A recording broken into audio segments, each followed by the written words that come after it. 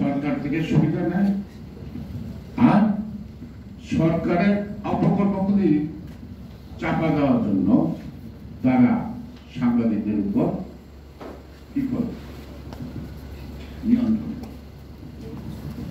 নিয়ন্ত্রণ করে।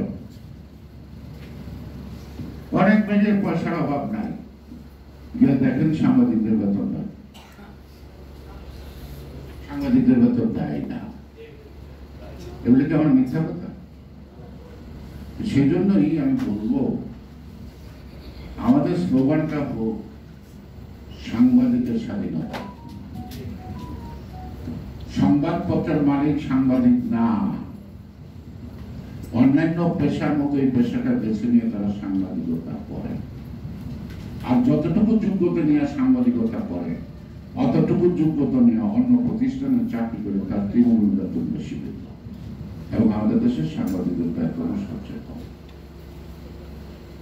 আপনাদের এই যে দুর্বল জায়গাগুলি আপনারা চিন্তা করেন, একত্রিত হন, যদি আপনার কি মালিকের স্বাধীনতা চান না আপনারা আপনাদের স্বাধীনতা চান, সেটা একটু চিন্তা করেন। ওয়ানিজমে নামতে গিয়ে কিন্তু মিডিয়া হাউসগুলি সবচেয়ে বেশি কাজ করছে। সেই মিডিয়া হাউসগুলি কিন্তু তখনও সচল ছিল, এখনো সচল আছে।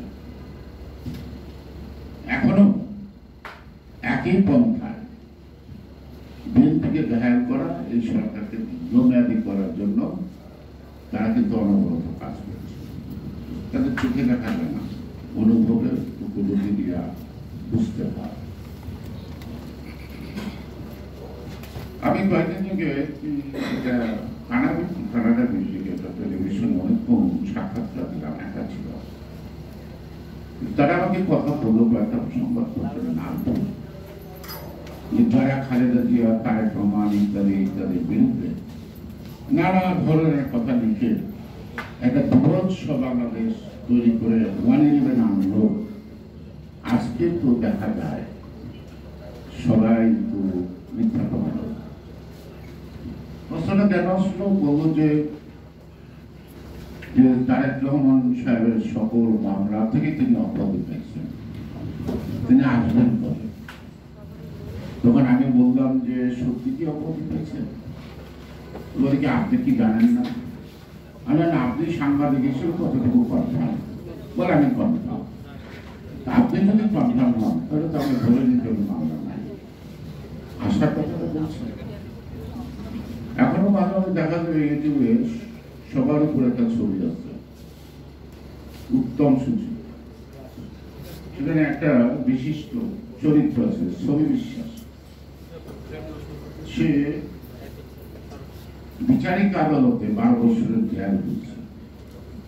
12 বছর জেল খাটার পরে সেটা আপিল করলে প্রমাণিত হয়েছে সে সেই হত্যাকাণ্ডের সাথে জড়িত না।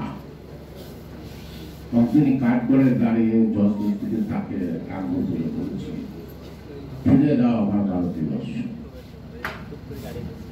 তাহলে আজকে খালেদা জিয়া, তারেক রহমান, আমাদের অনেক নেতাই আজকে সকল অভিযুক্ত